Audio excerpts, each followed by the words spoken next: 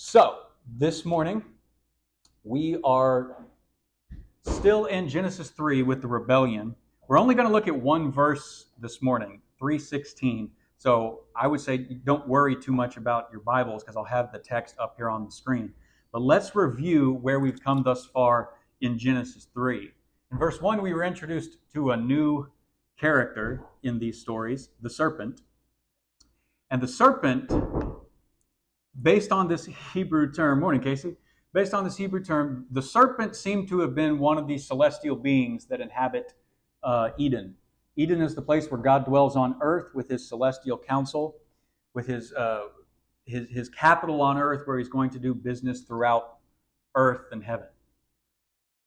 So it makes sense that a celestial being, in Hebrew the term nachash, is a double, if not a triple entendre, to describe a diviner, a throne guardian of some kind, like the cherubim. There's all different nuances to the language here that an ancient Hebrew would have picked up on like that. But we spent some time dissecting it and talking about it because we don't speak their language and we don't share their worldview. So it's much, much harder for us to pick up on. When he says a serpent, does he mean a literal snake? No, he does not. This is a celestial being.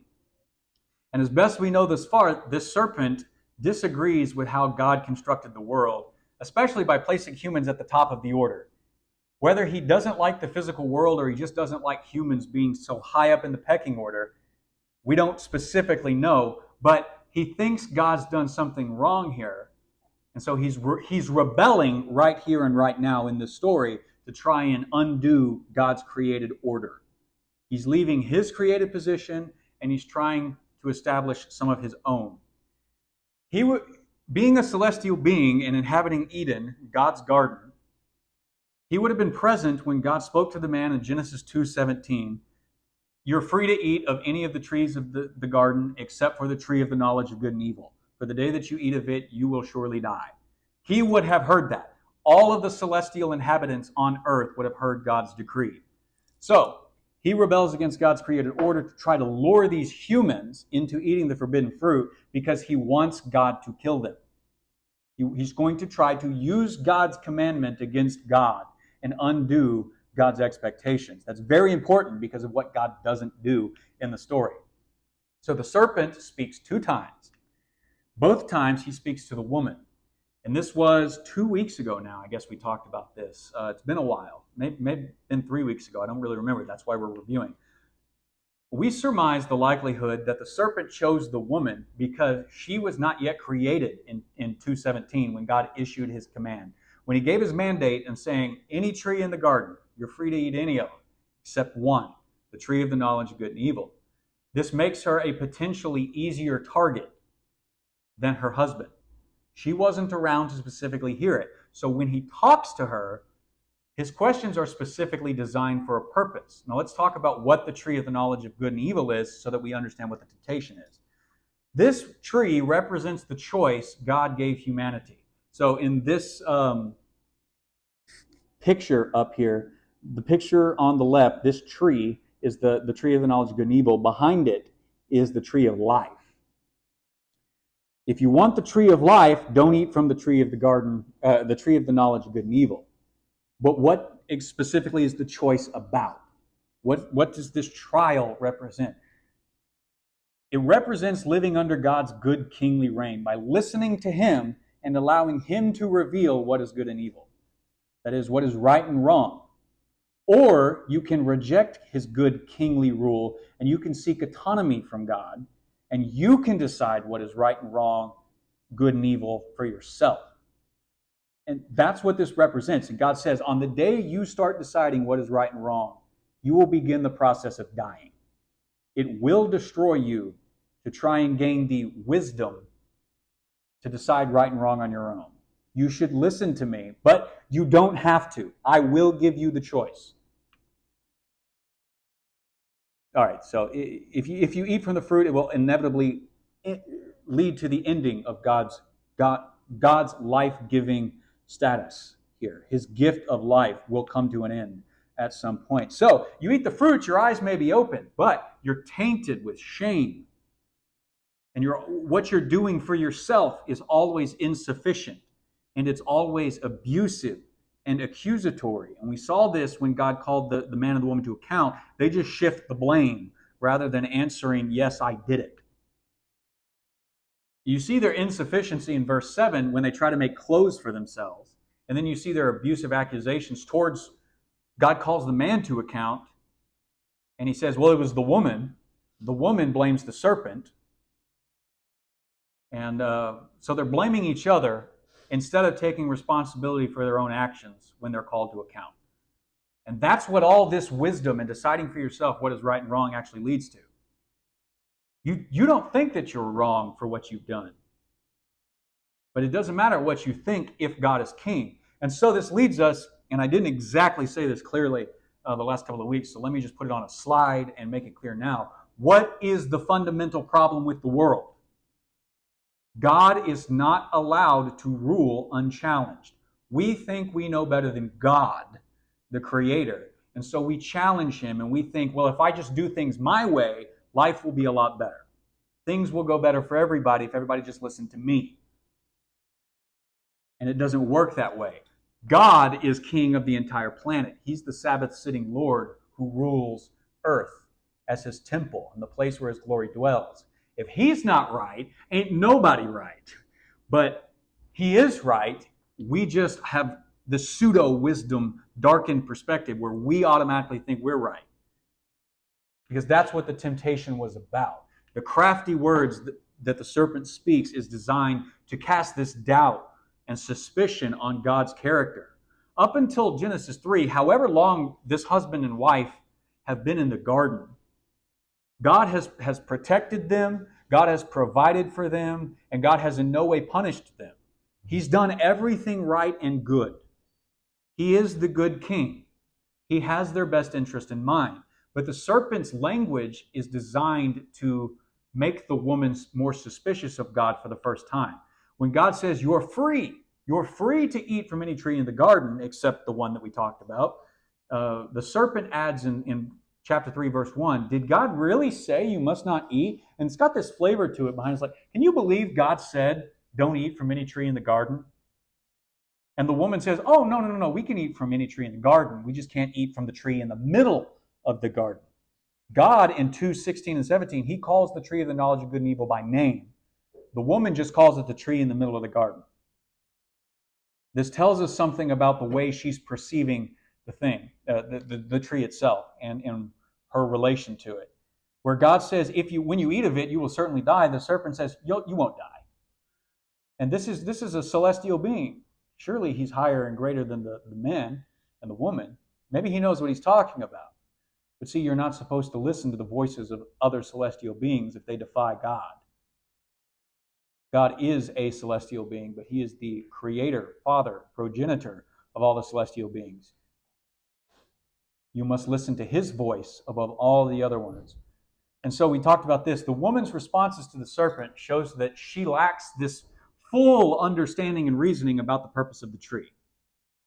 Her lack of understanding makes the serpent's words in verse 5 all the more appealing to her. See, God knows that when you eat of it, you'll be like the gods. You'll be like us. You'll know good and evil. You'll decide for yourself what is right and wrong. Look at me.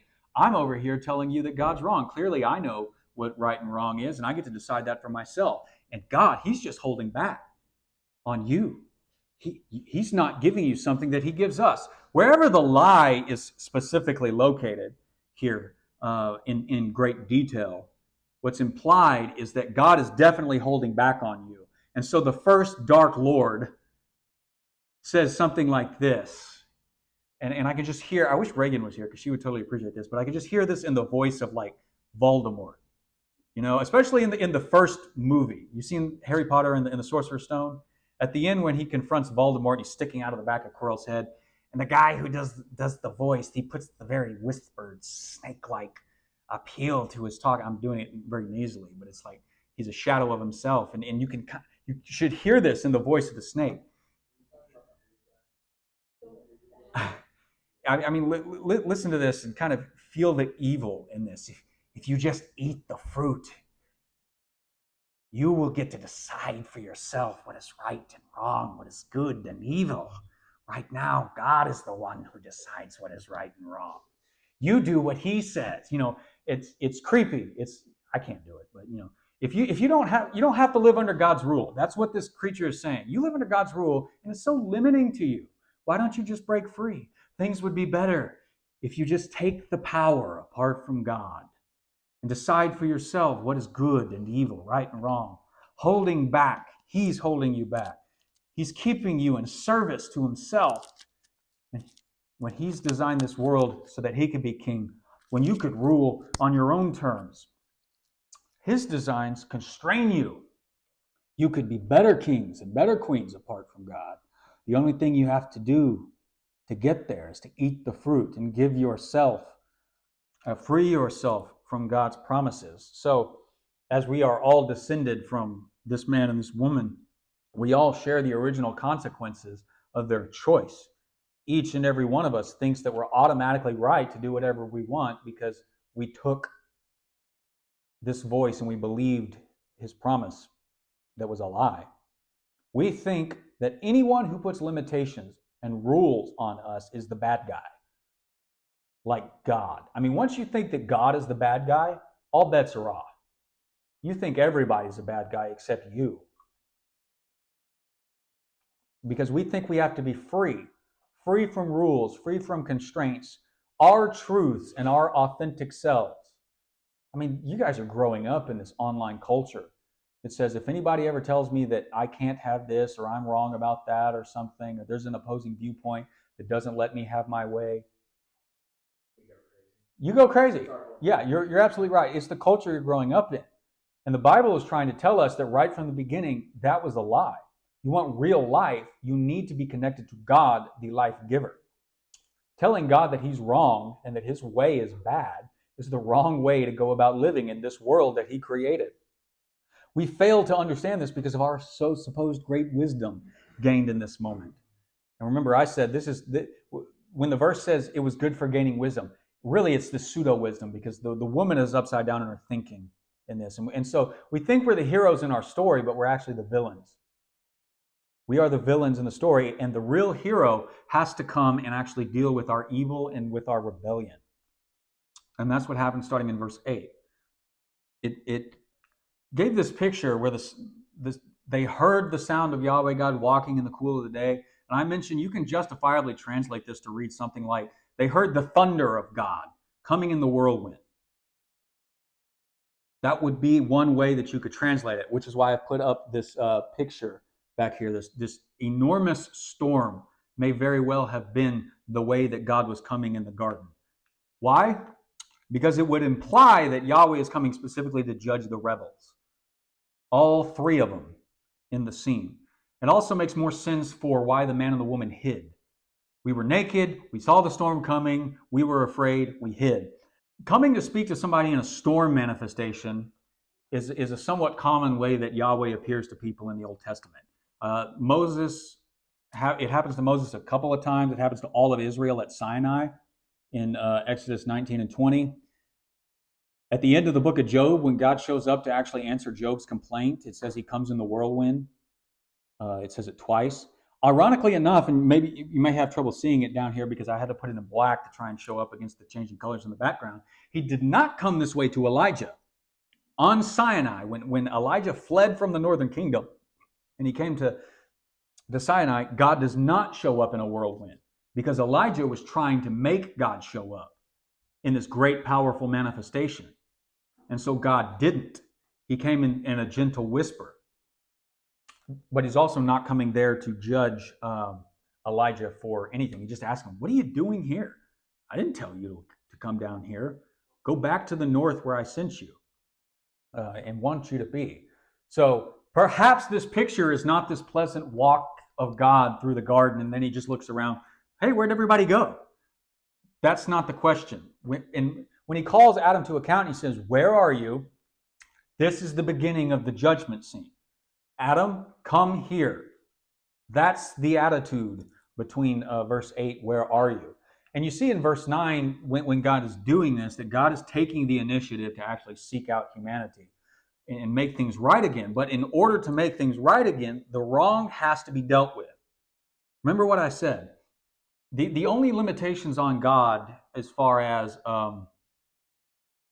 evil existing is that one, God cannot participate in the evil himself. He cannot decide evil things or make evil decisions. And two, once evil creatures have committed evil, he must judge that evil. In some way, in some shape or form, he must deal with it.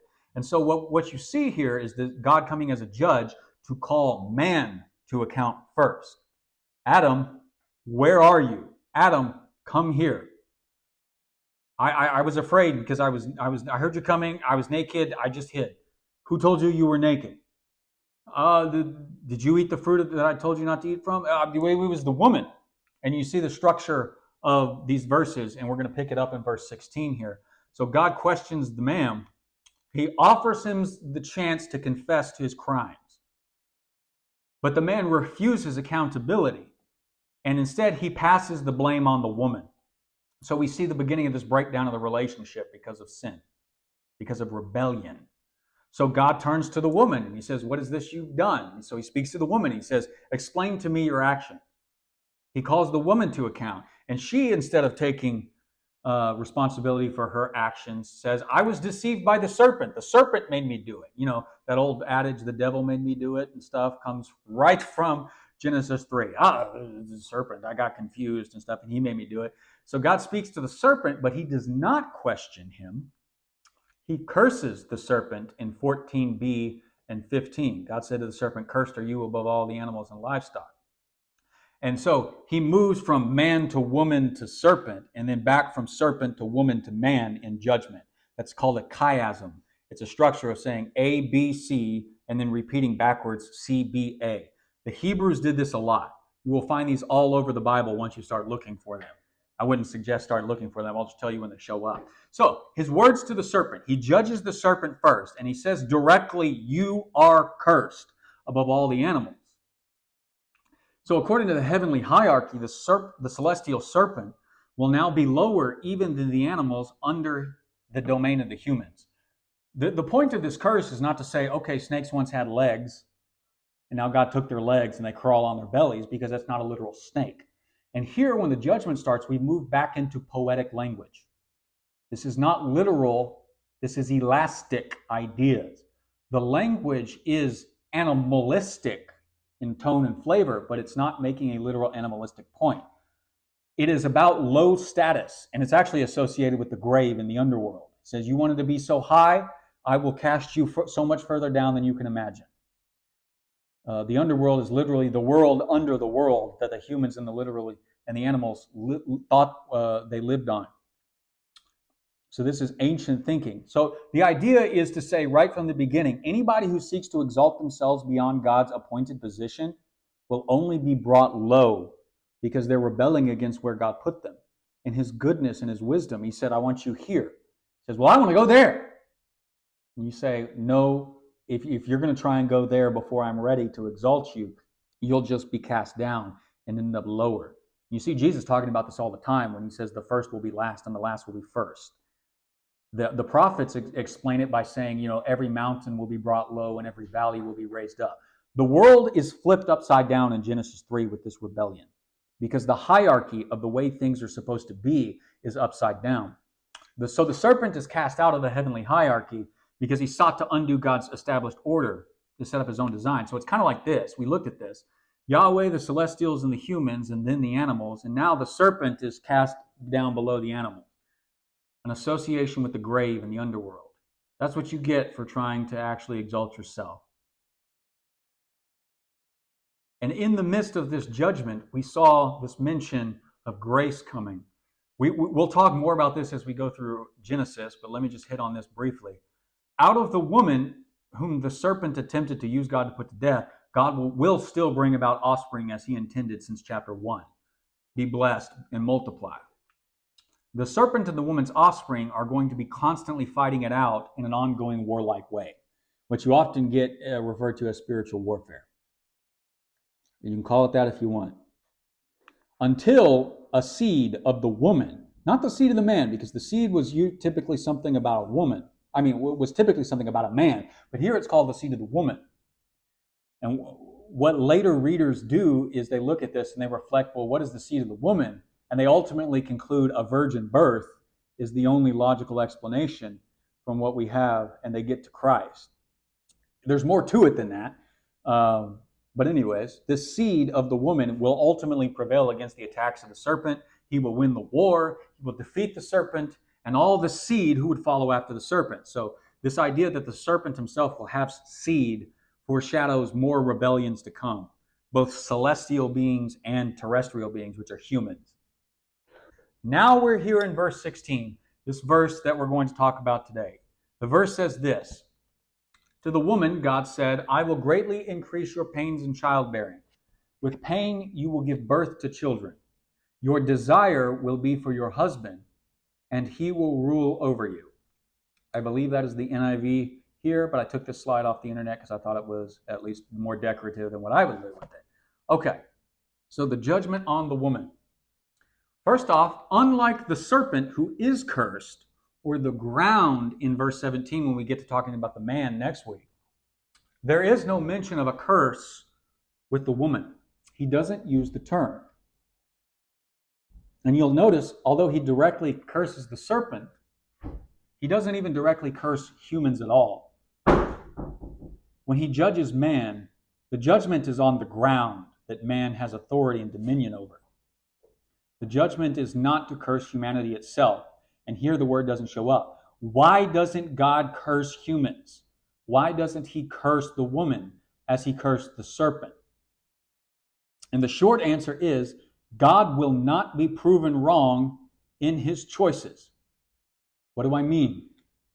If he tells you to do something, he's not going to tell you to do something that's going to end in a bad way. That is true. There's a little bit more directly to this that you should be able to tie back into chapters 1 and 2 that we've already read. Let's go back to chapter 1 and just think about this. In Genesis 1:28, God had already chosen to bless humanity by multiplying their offspring. What is the woman's role in creation? To bear children, or at least that's part of it.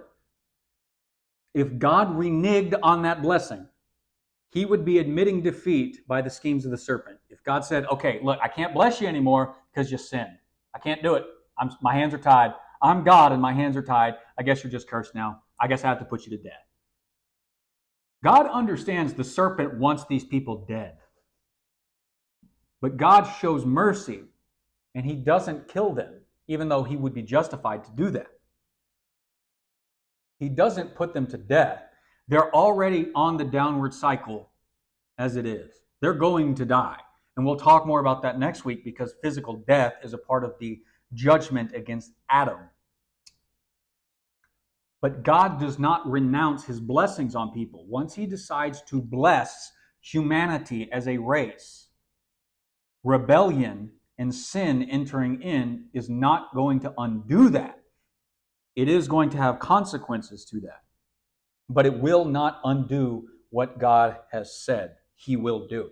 So, despite the rebellion of his image bearers against his good kingly reign, God is not going to fail to fulfill his plans through this man and this woman. The serpent doesn't get to win. The seed of verse 15 must come and will come through this woman. Her bloodline will achieve God's intentions and redemption for this world to end the war against the serpent. He chose to use human image bearers through whom to rule the physical world and expand Eden across the planet. And despite their rebellion, he will see that plan succeed.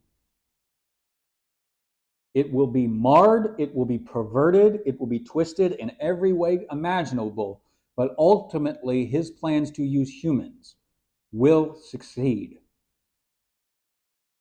So he's going to let the humans live with the consequences of their actions. So by now you should be able to pick up some of these things in the story. You don't just read chapter 1 and forget what it says. The rationale for what doesn't happen in chapter 3, as much as what does happen, is because of what God has already done. That's how stories work. Plot points matter.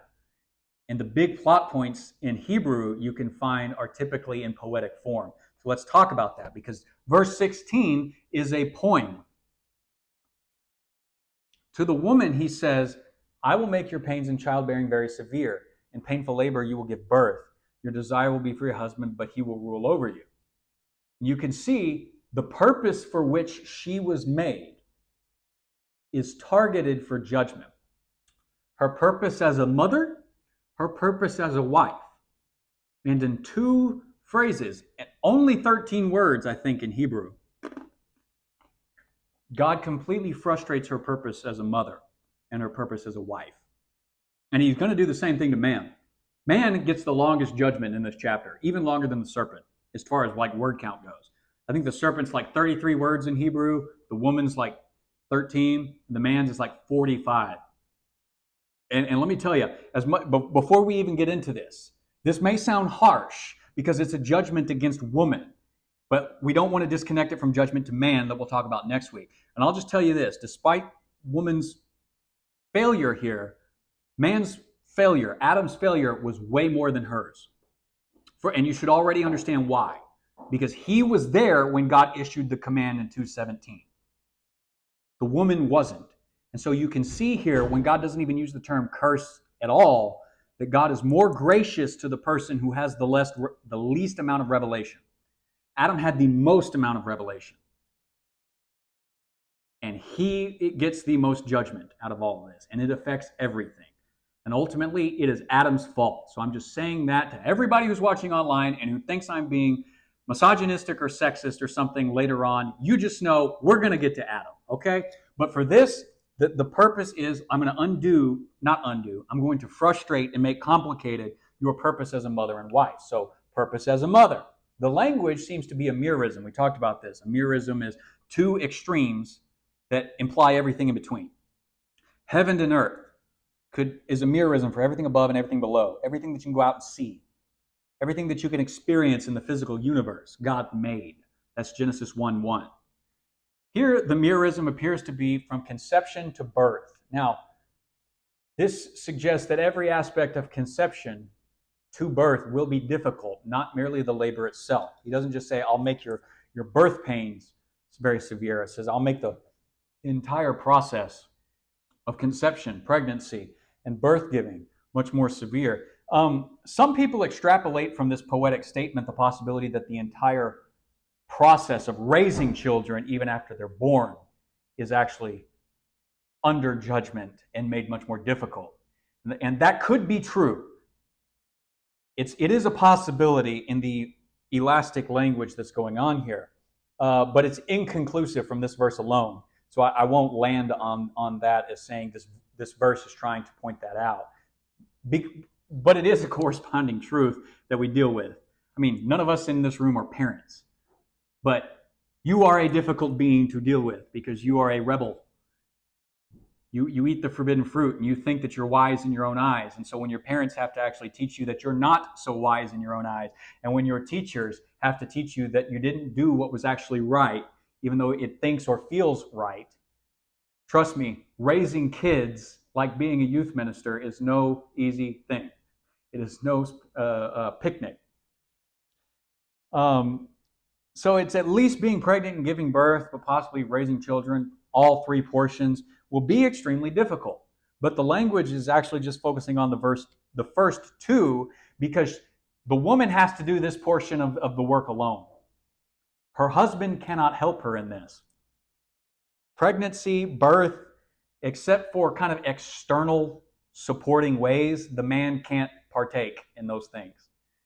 Only in the conception process. But once that, he's done. It's all on her. And so God specifically judges her responsibility in the creation process. But the point is, woman will fulfill her God-given purpose as a mother. This woman will fulfill that role. Women in general will fulfill that role. But it will not be easy. And yet, despite how much it takes, how much you go through, and all the pain of 9 months of discomfort in pregnancy, and of all the number of hours of labor that a woman could go through, multiple times for having multiple children, women will still voluntarily go through this process because they want to fulfill their purpose of motherhood. It is too deeply ingrained in your psyche. And I would say the same thing is true for fathers. We want to be fathers, but we can't bear the children. We're not seahorses, okay? That's the purpose of the mother. Now, all the pain isn't going to undo it. All the cultural pressures are not going to undo it. All the things that you're getting today about rejecting traditional families and what it means to be a woman is not going to undo women's role in the created order. It's just not going to happen.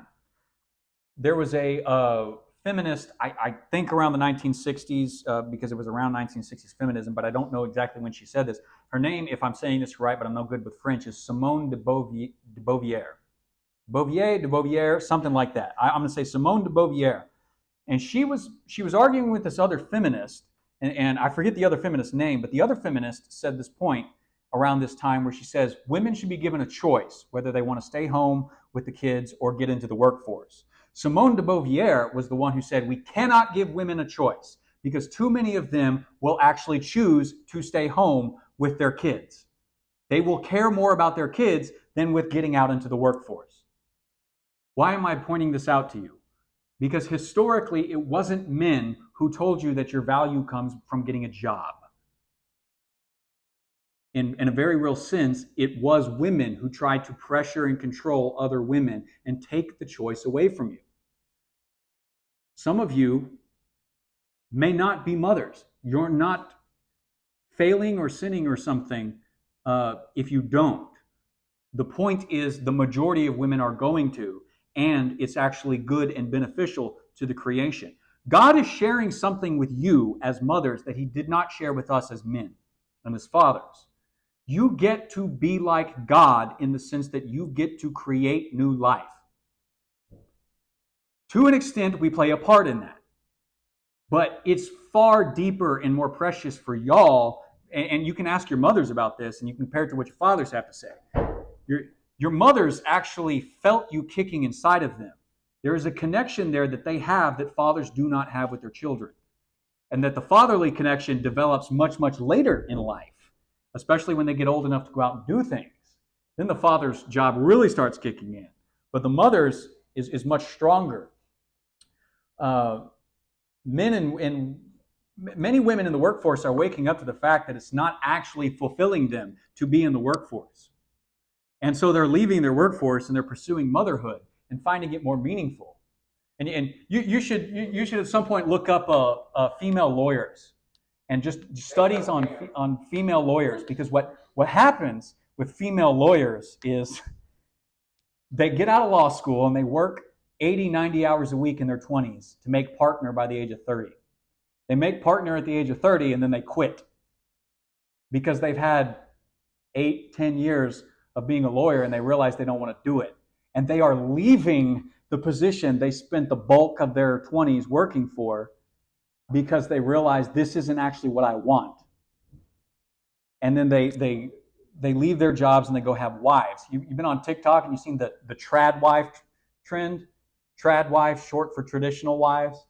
It's like picking up steam on social media because women are putting out there, you know what, here's my story. I was in the workforce and I left when I got married, and now we're going to settle down and we're going to start having kids.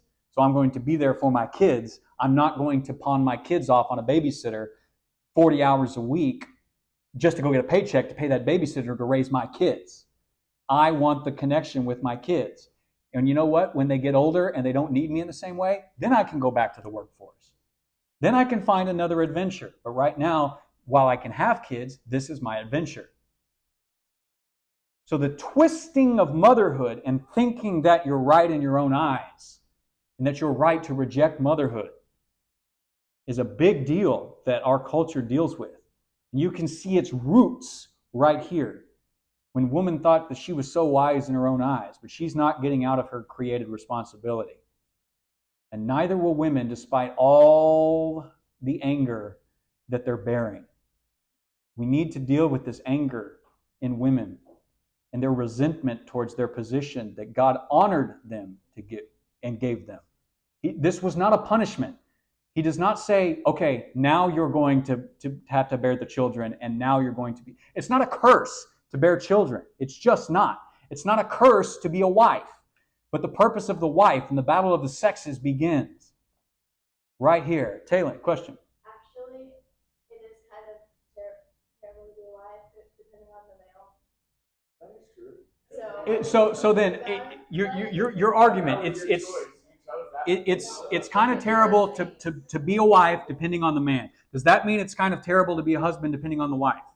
Yeah. Okay. So how do you navigate those waters? Because you putting all the blame on your husband is this problem. And the husband it is reciprocal. Husbands putting all the blames on their wives is no less a problem. We could go round and round talking about that. This is what happens when you blame other people for your choices. She chose to eat the fruit, but now her desire is for her husband. So let's talk about this desire. What does this mean? Because if you're just reading it in English and you don't know this Hebrew term, teshukah, you might actually think, oh, yeah, man, her desire's for me. What's up? What's up? Yeah. And you know what? The term only occurs 2 other times in the Old Testament, and one of them is in the Song of Songs, and the language in 7:10 is actually, positively speaking, where I think it's the male voice of saying, yes, her desire is for me, or it's the woman's voice of saying his desire is for me, and it is sexual desire. But in 3:16, it has nothing to do with sexual desire. It's closer to Genesis 4:7, where God is talking to Cain, and he says, why is your face downcast? Why are you upset? If you will do right, you will be accepted. If not, sin is crouching at your door. Sin desires to have you, but you must rule over it. Look how close 3:16 and 4:7 are in language. Your desire will be for your husband, but he will rule over you. Sin's desire is to have you, but you must rule over it. There's a connection here that the author really wants us to see. The idea of desire has to do with wanting to unlawfully or unjustly be in charge of another person. You want to have power, you want to have dominance over another, you want to be a tyrant. We've talked a lot about tyrants in our Disney movie discussions. And all the tyrants that we talked about were male tyrants. But look at the background of this. Maleficent, Ursula, Cruella de Vil, these are female tyrants. Being a tyrant is not a male quality. Male tyrants go about it one way, like Scar, but female tyrants go about it another way. And we could talk about these 3 stories in a Disney movie discussion. And we could talk about what female tyranny actually looks like. Women, or wives, it's particularly wives here. It's true. It's not legitimate to say, well, it just happens when you get married. No, it can be sisters over brothers. It can be daughters over fathers. It can be daughters over mothers and stuff. But the idea here is that part of the rebellion is that you don't want to stay in your natural created space.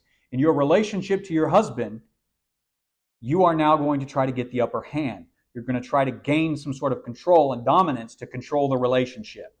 And it's true. Men are going to try and do this as well. This is not an excuse for men. Okay, we'll talk more about that next week. But despite this, God created the man first, and he created the husband to have the authority where the buck stops with him. This is why Adam is in so much trouble compared to Eve. Not that Eve's not in control, it's just that husbands have primary responsibility, not sole responsibility. Primary responsibility over their wife and their family. But because they're going to abuse it, because she's now pseudo-ly wise in her own eyes, she's going to think that if she just has her way all the time, things would go smoother. But that's not true. So we have to keep the stories in context. 1:26 and 28 give this macro picture of human status before God. Men and women are explained to be ontologically equal in this verse, meaning by nature, you are no better off before God being male or female. That doesn't matter. Neither one is greater because of your gender. You're meant to share responsibilities in ruling creation as one in a married family unit. But this is not the only thing the story tells us, because when you get to the creation story in chapter 2, the micro picture zooms in on human relationships and human responsibilities, particularly between husbands and wives, as the foundation of the rest. And what we see is that Adam was created first for a reason, to serve and to guard all of creation. Only then does he start mimicking God in the garden by naming all the animals, and then as God named things in Genesis 1, and then God creates the woman. And the woman comes along, and then God names her as well. He exercises dominion and authority over her without sin and rebellion actually being in the world. But she was receptive to his leadership. His leadership wasn't tainted, and she had no problem with it. But again, once you become suspicious that God is holding out on you, you have no chance of thinking that your human male component is not holding out on you. So, of course, this is an extension of your decision to decide right and wrong in your own eyes. These two poetic statements emphasize the theological points of the overall story. All humans are equal before God. Husbands and wives are made for each other, but they are not the same types of humans. They do not exist as the same gender because they are not going to fulfill the same roles in the relationship towards one another. There is an order to how God made man and then woman to establish the family. Paul will allude to this in 1 Timothy 2, 9 through 15. But now we have this third poetic statement added to the list, and it throws a wrench in the entire machine. She won't want to be submissive to her husband, not her husband's authority. She won't want to show respect and deference to him as he intended, and he won't want to use it for the right purposes either. She will seek power and control over him, often unconsciously, but he will remain head of the household family unit. So let's ask some questions and see what we get. Here, in conclusion, let's just end with this. Does this give unlimited power to husbands? No. Correct. No, of course it doesn't. That would make men tyrants. But do you see that we've talked about this? God gave freedom to humans. He wanted them to have freedom. And tyrants are people who limit and control other people's freedom. And yes, if a husband does this to his wife, he is no longer acting as he's supposed to. Peter points out this out in one of his epistles. He says, look, if you really want God to listen to your prayers, you should treat your wife better than you are, because God will not listen to you while you treat your equal in marriage as a non-heir to the same promises that you're inheriting here. But there's a difference between ontological equality before God and functional relationships and how you're going to work. Regardless of the fact that functional relationships are different and some people have authority over some other people in legitimate ways, as all parents have authority over their children, this gives no one, not even husbands, all authority in the household. Primary, not sole responsibility. Therefore, primary, not sole authority. Are men guilty of abusing women? Are husbands guilty of using their authority in self-serving ways at the expense of their wives? Yes, absolutely. They are just as much tainted with sin as anybody. Does this mean that men are disqualified from their roles as husbandly heads? No more than God disqualified woman from the honorable responsibility to be the mother of all new image bearers. Keep all the elements of the story in mind. If God was going to take away his God-given responsibility from Genesis 2 to the man to be the head of the wife, and he doesn't take away the woman's responsibility to be the mother of all the living, to bear the seed, to save the world, to play her part, why would he take it away from man? And as you go through this chapter, there is no indication that he takes it away from man. He builds it in chapter 2, and he does not unbuild it in chapter 3. If God is going to be gracious and merciful and keep her purpose going despite the presence of sin, why would he not do the same thing for the man he created?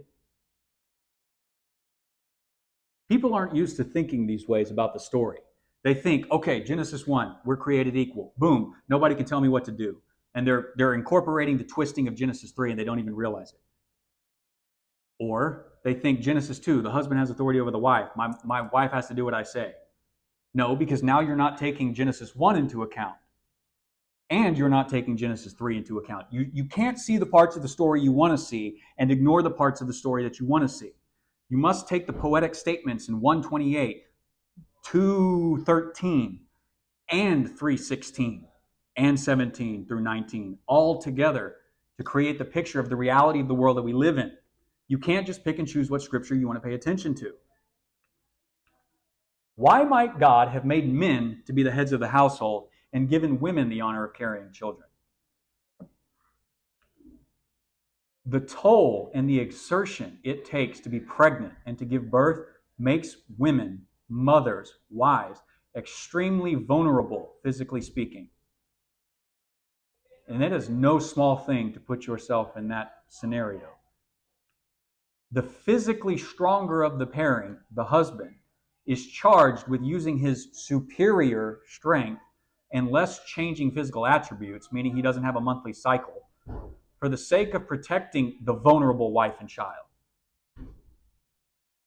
He made men heads of the family and being responsible because it was going to be that much of a toll on the woman. It is not about dominating her. It is for her own good that God gave responsibility to him over her, meaning for her. When you get married, when you are even dating and picking a boy, if it is a man-child who never wants to get busy and do anything with his life, do not date that boy, because he will grow into a husband who will not be there for you when you need him to be. When you are trying to fulfill your role as a mother, he won't be there. Her provision and protection is emphasized as his responsibility, while her responsibility is emphasized through physical vulnerability, tasks that require physically weakening yourself. So it might be good if you had a physical protector. But see, our sin has maimed us all so that we don't trust people. We don't even trust God because we're in rebellion against him. You want these harmonious relationships to be reestablished? You have to first start making peace with God and start rebelling against him. Stop it. Seek to live under his reign, and then seek a partner of the opposite gender who is also seeking to live under his reign. And you will work out these relational dynamics, and there will be plenty of room for negotiating what that will look like in your individual household, because God has also given you freedom. You don't necessarily have to do it the exact same way a previous generation did. But you have to fulfill your roles. That is a non-negotiable.